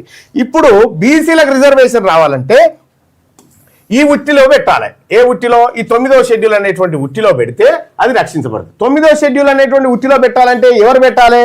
నరేంద్ర మోడీ గారు పెట్టాలి. నరేంద్ర మోడీ గారు పెట్టాలంటే ఆర్ కృష్ణయ్య గారు ఎవరిని డిమాండ్ చేయాలి? నరేంద్ర మోడీ గారిని బీజేపీని డిమాండ్ చేయాలి. కానీ బీజేపీని డిమాండ్ చేస్తలేడు ఆయన. 42% రిజర్వేషన్ తోటి మీరు ఎన్నికలకు పోవాలని రేవంత్ రెడ్డిని అడుగుతాడు. ఈయన కాలంలో పీసీ ఏం లేదు. ఈయనకు అదే ఎవరినైతే అడగాలో వాళ్ళని అడగకుండా మనం వీళ్ళని అడిగితే వీళ్ళ ద్వారా రాదనేది అర్థమైపోయింది క్లియర్ గా. వీళ్ళే మోసపూరితమైనటువంటి చట్టాలు తయారు చేస్తున్నారని మనం వెలువెట్టినాం. కాబట్టి ఇప్పుడున్నటువంటి ఆర్ కృష్ణయ్య గారు నరేంద్ర మోడీ గారి దగ్గర కూర్చొని అయ్యా ఈ 9వ షెడ్యూల్లో మా 42% అనేటువంటి ఏవైతే బీసీ రిజర్వేషన్లు ఉన్నాయో ఆ బిల్లును పెట్టండి అని చెప్పి చెప్తే వస్తుంది. వాళ్ళని అడగకుండా ఆయన వీళ్ళని అడిగితే ఈయనకు వచ్చేది లేదు పోయేది లేదు. ఇదే వాస్తవం. లొల్లి మాత్రం అవుతుంది అంతే, లొల్లే. నల్గొండ బీజేపీ ఆఫీసులో ఉద్రిక్తత, బీసీ నాయకుడిపై రెడ్డి నేత దాడి, మీడియాతోనూ వాగ్వాదం, ఘర్షణ అంటూ ఒక వార్త. నిన్న బీజేపీ నాయకులు నల్గొండలో కొట్టుకున్నారు. నల్గొండలో బీజేపీ నాయకులు, ఆయన బీజేపీ జిల్లా అధ్యక్షుడు, ఆ తర్వాత పిల్లి రామరాజు యాదవ్ వర్గాల మధ్య ఉద్రిక్తత తలెత్తింది. కొట్టుకున్నారు, క్షమాపణల కాడికి పోయింది. సరిగ్గా వాళ్ళు ఇలా కొట్టుకున్నారు, రేపు కలిసి ఉంటారు. కానీ అక్కడ ఒక కోణం ఏం తీసుకొచ్చిరంటే బీసీ నాయకుడి పైన రెడ్డి నాయకుడు దాడి చేసిరని చెప్పి చెప్తా ఉన్నారు. ఈయన బీసీ వాదం ఉన్నప్పటికీ ఈయనలో, కాకపోతే పూర్తి స్థాయిలో బీసీ కాదు, బీసీ కంటే బీజేపీ ఎక్కువ ఆయనకు.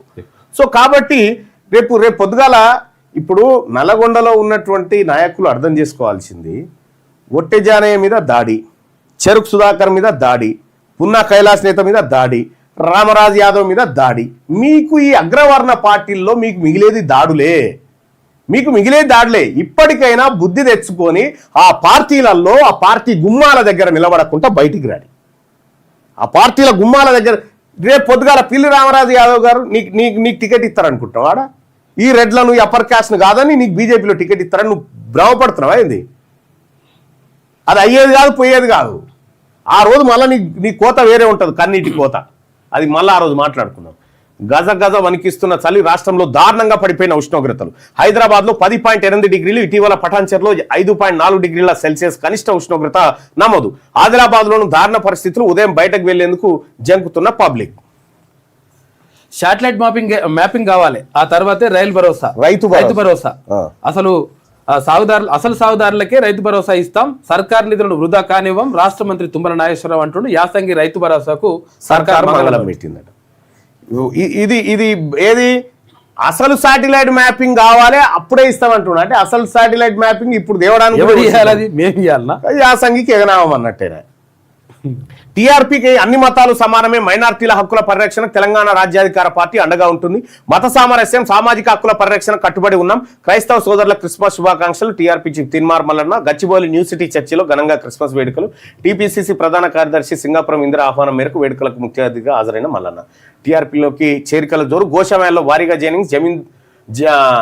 జమీదార్ బల్వీర్ ఆధ్వర్యంలో వివిధ పార్టీల నేతలు టీఆర్పీలో చేరిక. వారందరి కండువా కప్పి పార్టీలోకి ఆహ్వానించిన తీన్మార్ మల్లన్న పార్టీ బలోపేతం కోసం ప్రతిరోజు మొత్తం రాష్ట్ర వ్యాప్తంగా ఈ డ్రైవ్ చేస్తా ఉన్నాం. పార్టీలోకి విపరీతంగా చేరుతా ఉన్నారు. వాళ్ళందరూ కూడా స్వాగతం పలుకుతా ఉన్నాం. కర్ణాటకలో ఘోర రోడ్డు ప్రమాదం, ప్రైవేట్ ట్రావెల్స్ బస్సును ఢీకొట్టిన లారీ. ఇక 6 మృతి, 10 తీవ్ర గాయాలైనాయి. మంటల్లో పూర్తిగా కాలిపోయిన బస్సు. బెంగళూరు నుంచి బస్సు శివమొగ్గ జరిగింది. కురియూరులోని గొర్లట్లు వద్ద ప్రమాదం ఘటన జరిగిందా? ఇక మహారాష్ట్ర దేవాడ దగ్గర కారు బోల్తా పడ్డది. కాగజ్ నగర్ చెందిన 4 మృతి, వైద్యం కోసం నాగ్పూర్ వెళ్లి వస్తుండగా ప్రమాదం. ఇక మరో భారీ ఎన్కౌంటర్, కేంద్ర కమిటీ సభ్యుడు పాక హనుమంత సహా 6 మృతి. ఒరిస్సాను మావోయిస్టు రహిత రాష్ట్రంగా ప్రకటించిన అమిత్ షా అట. ఎక్స్లో పోస్ట్ చేసిండు అమిత్ షా. అయిపోయిందట. ఇక మందుబాబులకు షాకు, నగరంలో డ్రంక్ అండ్ డ్రైవ్ తనిఖీలు ముమ్మరం. న్యూ ఇయర్ సెలబ్రేషన్ నేపథ్యంలో స్పెషల్ డ్రైవ్. పట్టుబడితే వాహనాలు సీజ్, 10,000 జరిమానా. ఇంత కష్టం ఎందుక? ఇప్పుడు ఈ వారం రోజులు మద్యం దుకాణాలు బంద్ అని పెట్టరాదు, ఉడిచిపోయా ఇవాడు దాగడుగా. ఇప్పుడు అట్లా కాదు, ఇంకా రాత్రి 12-1 గంట ఇప్పుడు 1 గంట దాకా అనుమతి ఇచ్చి ఇప్పుడు అనుమతి ఇస్తే ఎవరొచ్చి తాగాలి మరి? అనుమతి ఇచ్చింది ఇగో కమ్మవారి పత్రిక. కమ్మకమ్మగా ఉంటుంది. నా పునర్నియామకంపై కేసీఆర్ని అడగండి. హరీష్ రావుకు మావోయిస్టులతో ప్రాణహాని ఉన్నందున జాగ్రత్తలు చెప్పేందుకు తరచూ ఆయనను సంప్రదించా. హరీష్ రావుకు మావోయిస్టులతో ఉందట. ఎందుకంటే ఎందుకు ఉండొచ్చు అంటూ హరీష్ రావుకు మావోయిస్టులు ఏం చేసిండు మరి? ఆయన ఏం చేసిండు? ఆయన పెద్ద ఒడిచింది ఏం లేదు. ఆయన కేవలం దూపకు దినుడు, తాగుడు, ఆర్భాటం ఎక్కువ, ప్రచారం ఎక్కువ చేసుకోవడం తప్ప ఆయన చేసింది ఏం లేదు కదా. సిట్ ప్రశ్నలకు ప్రభాకర్ రావు సమాధానాలు. మరో 3 నిందితులు వేర్వేరుగా విచారించి వాంగ్మూలాలు నమోదు. సిట్తో ఇంటెలిజెన్స్ చీఫ్ భేటీ. ప్రముఖులకు నోటీసుల అంశంపై చర్య. ప్రముఖులు లేరు.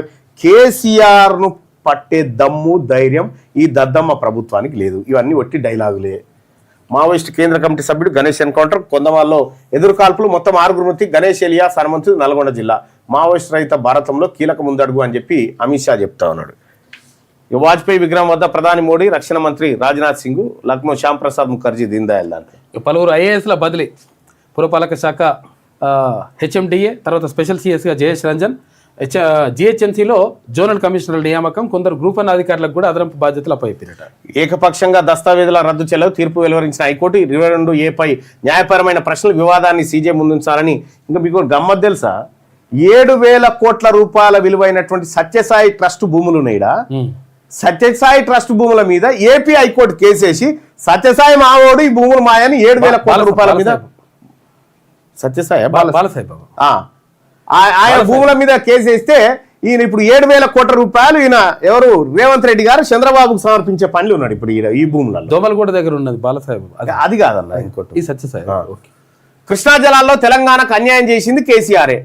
కొందరు ప్రస్తుత మంత్రులపై భారీగా అవినీతి ఆరోపణలు. ముఖ్యమంత్రి భాష సరికాదు. కేంద్ర మంత్రి బండి సంజయ్ ధ్వజం ఎత్తినటువంటి వార్తను చూస్తా ఉన్నాం.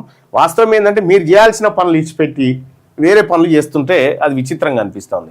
ఇలాగైతే హైవే పైనే భోగి మంటలు. హైదరాబాద్ విజయవాడ రహదారిపై కనిపించని ముందస్తు చర్యలు. ఇప్పుడు భోగి ఎంత ఇంపార్టెంటో చూడరు. దాని గురించి వాళ్ళకు బ్లాక్ స్పాట్ల వద్ద పూర్తిగానే అండర్ పాస్ వంతెనలు అస్తవ్యస్తంగా సర్వీస్. ఆంధ్రప్రదేశ్ పోతందుకు ఇదంతా మొత్తం రెడీ చేయాలని చెప్పేసి చెప్తున్నారు. పల్లె పల్లెకు పంట నిల్వ గోదాములు. మహిళా రైతులకు భరోసా ఇచ్చేలా ₹30 లక్షలతో నిర్మాణం. మార్గదర్శక.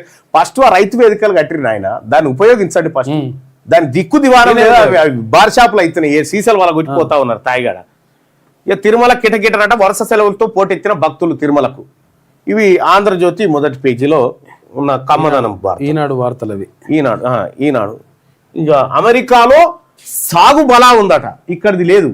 ఇక్కడ కూడా కమ్మకమ్మగానే అట్లా. వాళ్ళంతా కమ్మకమ్మ వాళ్ళే ఉంటారు. కానీ అయితే కమ్మవారు పిత్తినా కూడా కమ్మగానే ఉంటదని ఆంధ్రజ్యోతి రాస్తుంది. అంత అద్భుతమైన సువాసనలు వెదజల్లుతా ఉంది. ఆ పరిమళాలు మీకేమి అంటది. అమెరికాలో సాగు బలా ఉందట. ఈ తెలంగాణలో రేపు యాసంగి వడ్ల పరిస్థితి ఏంది? యాసంగి పెట్టుబడి పరిస్థితి ఏంది? వాటికి ఏమన్నా భరోసా నిధులు ఉన్నాయా లేవా? మద్దతు ధరలు ఏమైపోయినాయి? ఏమేమైనాయి? వీటి గురించి లేదు వార్త. అమెరికాలో సాగు బలా అని రాసుకొచ్చింది. నేను చదువును ఆయన. దీన్ని చదివితే ఇజ్జత్ తక్కువ.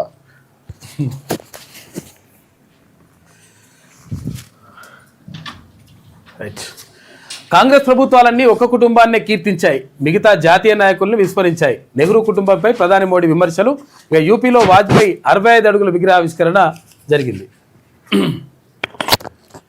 సంక్రాంతికి రైతు భరోసా. యాసంగి పెట్టుబడి సాయానికి 9,000 కోట్ల రూపాయలట. ఇక జనవరిలో సాగు ముమ్మరం. అప్పుడే నగదు బదిలీ. ఇక సరైన సమయంలో సాగు ఖర్చుకు పనికొచ్చేలా పంపిణీ చేస్తారట. రైతులు పంటల డేటా సిద్ధం చేస్తున్న వ్యవసాయ శాఖ. ఉపగ్రహ చిత్రాల ద్వారా సాగు భూముల పరిశీలన. సాగుకు యోగ్యం కాని భూములను పథకం నుంచి మినహాయించే అవకాశం. అసెంబ్లీ సమావేశాల సమయంలో రైతు భరోసాపై మరింత స్పష్టత వస్తుందంట. మొత్తం మీద రైతు భరోసా వేస్తాను ఇక్కడ రాసిండ్రు. మరి రైతు భరోసా వస్తారా అనేటువంటి ఒక క్వశ్చన్ మార్క్ తోటి మరి వ్యవసాయ శాఖ మంత్రి చేసినటువంటి ప్రకటన ఒక రకంగా ఉంది. మరి నిజంగా వేస్తారా అనేది చూడాలి. ఇక అవినీతి కేసుల్లో ఆ 2 మంత్రులు జైలుకే. ఆ 2 మంత్రుల పేరు కూడా చెప్తే మంచిగా ఉంటుండే. వారిద్దరూ వేల కోట్ల రూపాయలు అక్రమ సంపాదనకు పాల్పడుతున్నారు. నిఘా నివేదిక తెప్పించుకుంటున్నాం. త్వరలో అవినీతి భాగవతం బయటకు అని చెప్పేసి కేంద్ర సహాయ మంత్రి బండి సంజయ్ అంటున్నాడు. ఇక రాష్ట్రానికి కేసీఆర్ కుటుంబమే పెద్ద శని. కేసీఆర్పై సీఎం మాట్లాడిన భాష తప్పు. కాంగ్రెస్ ఎమ్మెల్యేలు తిరగబడే రోజులు దగ్గరలోనే ఉంది అని చెప్పేసి బండి సంజయ్ అంటున్నాడు. ఇక కేసీఆర్ను పిలవడమే తరువాయంట. దేనికి? క్లైమాక్స్ చేరుకుందట. ఏంది? Phone tapping case. క్లైమాక్స్కి చేరిన ఫోన్ ట్యాపింగ్ కేసు విచారణ. నందకుమార్ వాంగ్మూలం ఆధారంగా కేసీఆర్పై బాణం. చివరి రోజు విచారణలో ప్రభాకర్ రావు ఉక్కిరిబిక్కిరి. ఇక కుమారుడి విచారణలో ఆయనపై ఒత్తిడి పెంచే వ్యూహం. 5 నిందితులతో ముఖాముఖి విచారణ, స్వయంగా ప్రశ్నించిన సిట్టు అని చెప్పేసి ఒక వార్త కనిపిస్తూ ఉంది. SIT chief Sajjanar. ఇక సిట్ నూతన్తో ఇంటెలిజెన్స్ చీఫ్ విజయ్ కుమార్ భేటీ అయ్యాడని చెప్పేసి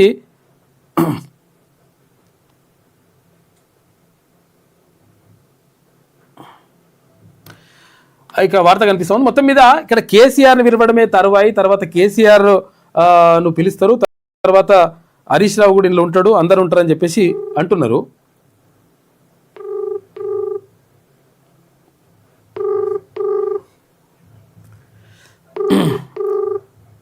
నందకుమార్ కోరే ఉన్నాడు కదా అంటే ఇప్పుడు ఇక్కడ ఫామ్ హౌస్ కేసులో నిందితుడిగా ఉన్నటువంటి నందకుమార్ కోరే నిన్న ఇక్కడ సిట్కు వాంగ్మూలం ఇచ్చిండు. ఆయనతో ఒకసారి మాట్లాడే ప్రయత్నం చేద్దాం.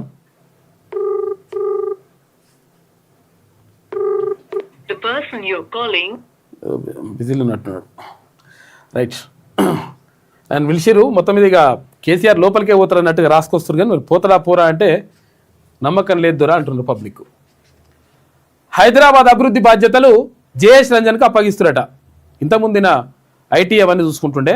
మెట్రోపాలిటన్, పట్టణాభివృద్ధి, తర్వాత హెచ్ఎండిఏ ప్రత్యేక ప్రధాన కార్యదర్శిగా నియామకం. మున్సిపాలిటీల విలీనంతో హైదరాబాద్ మహానగరంగా మారిన నేపథ్యంలో కీలక బాధ్యతలు అప్పగించిరట. హైదరాబాద్లో పాతవి కొత్తవి కలిపి 12 జోన్లకు కమిషనర్ల నియామకం. 24 మంది ఐఏఎస్ ఆఫీసర్లని బదిలీ చేస్తున్నారు. 12 జోన్లు, 60 సర్కిళ్లు, 300 డివిజన్లు. ఇంతకుముందు ఎంత ఉండే? జిహెచ్ఎంసీల 150 డివిజన్లు ఉండే, 150 మంది కార్పొరేటర్లు ఉండే. ఇప్పుడు ఏమవుతుంది? 300 మంది కార్పొరేటర్లు అవుతారు. ఎక్కడెక్కడ ఉన్న వాళ్ళు అంటే ఇప్పుడు ఔటర్ రింగ్ రోడ్ లోపల ఉన్నాయి కానీ ఉంటాయి కదా, ఈ ఔటర్ రింగ్ రోడ్ లోపల ఉన్న మొత్తం కూడా ఏది ఆ డివిజన్లోకి వచ్చేస్తాయి, ఏది జిహెచ్ఎంసీ పరిధిలోకి వచ్చేసి 300 డివిజన్లు చేస్తారట. ఇది మహా హైదరాబాద్ స్వరూపం. జిహెచ్ఎంసీ పునర్విభజన తుది నోటిఫికేషన్ విడుదలైంది. ప్రభుత్వం ఆమోదం. జీవో 292 జారీ చేసిండ్రు. 292. మరో మావోయిస్టు అగ్రనేత ఎన్కౌంటర్. ఒడిశాలో కేంద్ర కమిటీ సభ్యుడు పాక హనుమంతరావు చనిపోయాడు. ఇక మరో 3 మావోయిస్టులు కూడా, వీరిలో 2 మహిళలు ఉన్నారట. హనుమంతు స్వస్థలం నల్గొండ జిల్లా చెండూరు మండలం పుల్లెంల. 1981లో అజ్ఞాతంలోకి వెళ్ళిన పాక హనుమంతు. 1981 అంటే 44 ఏళ్ళు అవుతుంది ఆయన అజ్ఞాతంలోకి వెళ్ళిపోయి. ఖండాంతర K4 క్షిపణి ప్రయోగం సక్సెస్ అయిందట. INS అరిగాతు నుంచి ప్రయోగం. సముద్ర గర్భం నుంచి 3500 కిలోమీటర్ల పరిధిలోని లక్ష్యాలు ఛేదించే సామర్థ్యం. 2.5 టన్నుల వార్ హెడ్ మోసుకెళ్లేటువంటి క్షిపణి అనుత్రయంలో ముందడుగు పడ్డది. అంటే 3500 కిలోమీటర్లు ఎక్కడన్నా లక్ష్యం ఉంటే లక్ష్యాన్ని ఛేదించేస్తుందంట. అది కూడా నీళ్ళల్లా, వాటర్లా. వంతెనపై నుంచి లోయలో పడిన కారు. అగో 4 మృతి, ఒకరి పరిస్థితి విషం ఉందట. మహారాష్ట్రలో రోడ్డు ప్రమాదం. మృతులు కాగజ్ నగర్ వాసులు పాపం. డివైడర్ దాటి బస్సును ఢీకొట్టి కర్ణాటకలో ఓ లారీ బీభత్సం. 2 వాహనాలు బుగ్గి అయిపోయినాయి. 6 మృతి, 28 మంది గాయాలైనాయి, పలువురు విషయం. ఇక బస్సు డీజిల్ ట్యాంక్ పేలి మంటలు చెలరేగినాయి. అద్దాలు పగలగొట్టి బయటపడ్డ పలువురు. రాష్ట్రపతి ముర్ము, ప్రధాని మోడీ సంతాపం వ్యక్తం చేసిండ్రు. దారుణం పాపం. ఇక బంగ్లాదేశ్లో మరో మూక దాడి.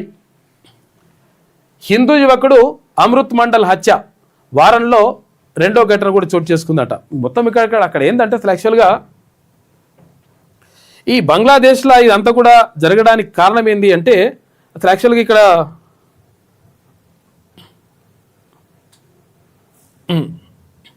బంగ్లాదేశ్లో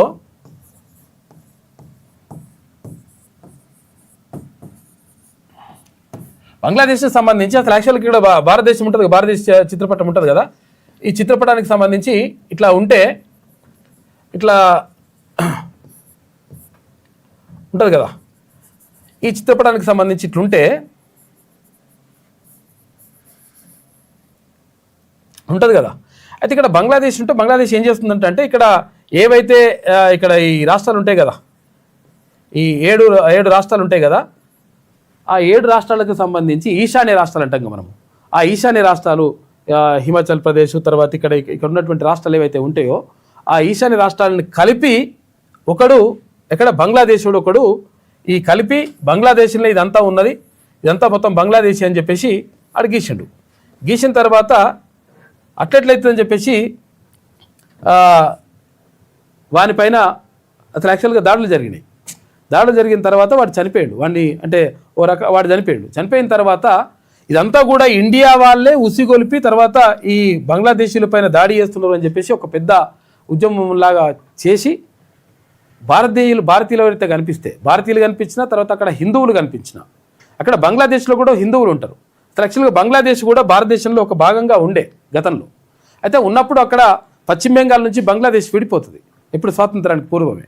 అయితే విడిపోయిన తర్వాత అక్కడ బంగ్లాదేశ్ అక్కడ ఉంటుంది.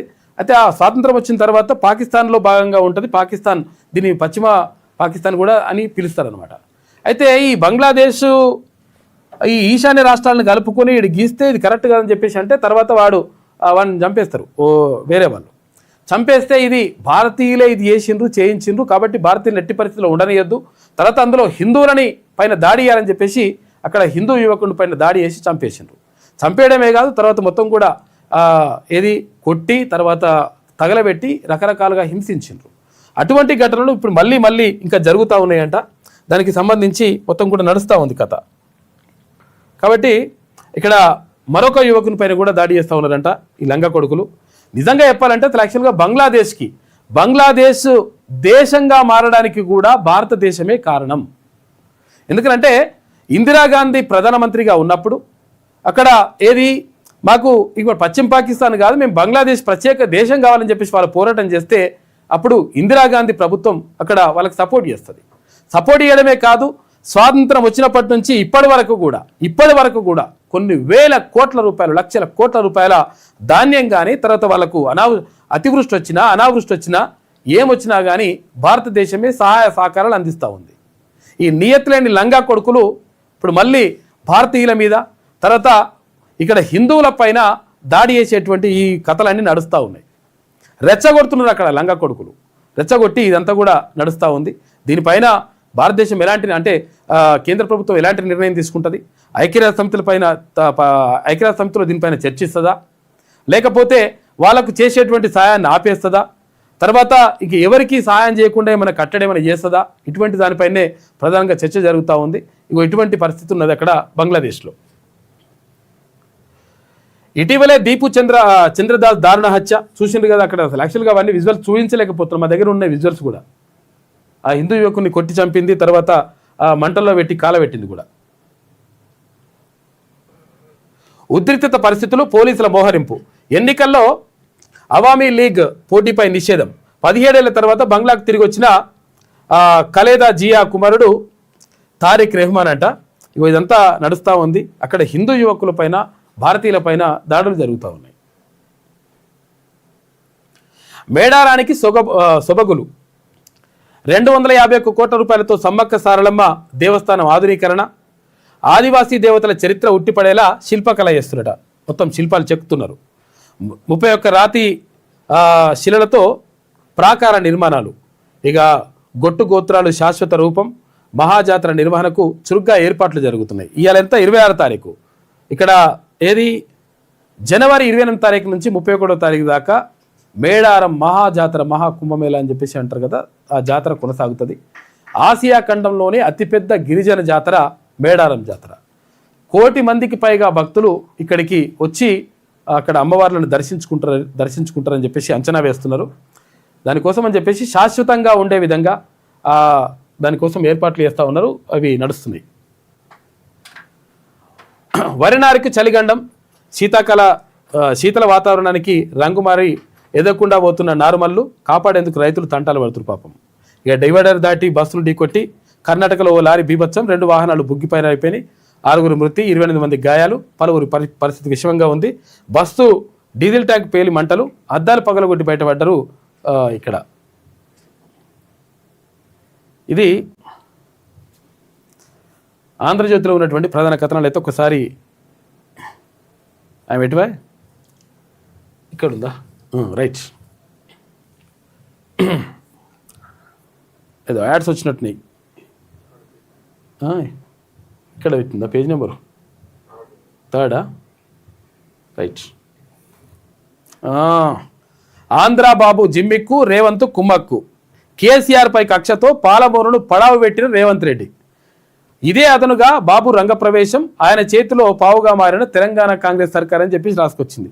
ఈమెకు అనుకూలంగా రాసుకొచ్చుకుంటుంది. బాబును చూపిస్తుంది ఎప్పుడు కూడా. చంద్రబాబు బొడ్లే కత్తి పెట్టుకొని తిరుగుతున్నాడు అని చెప్పేసి అప్పుడు కేసీఆర్ మాట్లాడాడు. అట్లా బాబును చూపిస్తానమాట. సరే, చూపించడం కాదు, నిజంగా కూడా తెలంగాణకు రావాల్సినటువంటి వాటా దక్కాల్సిందే. తెలంగాణకు రావాల్సినటువంటి నీటి వాటా తెలంగాణకు రావాల్సిందే. దాని ఎట్టి పరిస్థితుల్లో శశబిషలు అవసరం లేదు. కాకపోతే నడిమే ప్రత్యేకంగా ఇందుకు రాసుకొస్తుంది అనమాట. కేసీఆర్ మంచోడు, మహానుభావుడు, సూపర్ డూపర్ అని చెప్పి రాసుకొస్తుంది. మరి సూపర్ డూపర్ అయితే సంతకం మీదకి పెట్టుకొచ్చినవి అంటే మళ్ళీ దానికి సమాధానం చెప్పదు. ఈ పేపర్ చెప్పదు, తర్వాత అక్కడ హరీష్ రావు చెప్పాడు, ఇక్కడ కేసీఆర్ చెప్పాడు.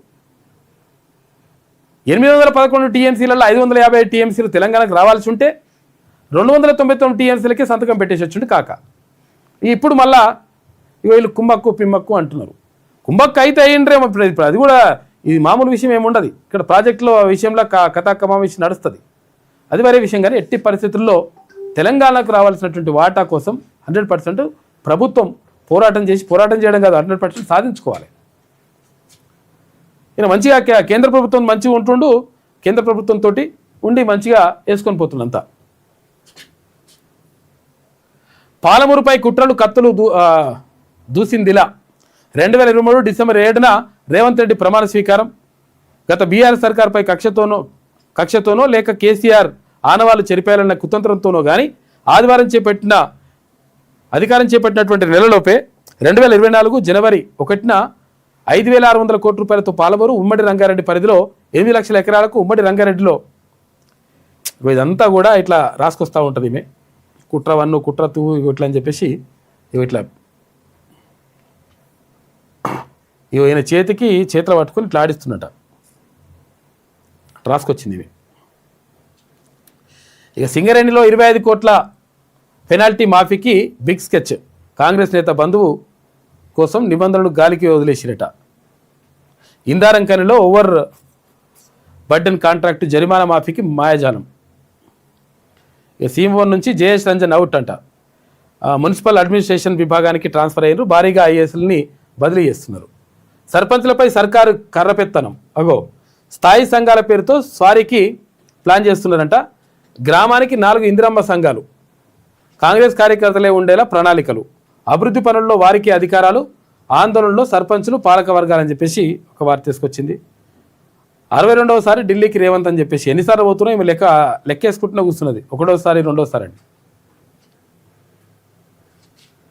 కృష్ణా జిల్లాలో తెలంగాణకు 45 టీఎంసీలు నీటి హక్కులు తాకట్టు.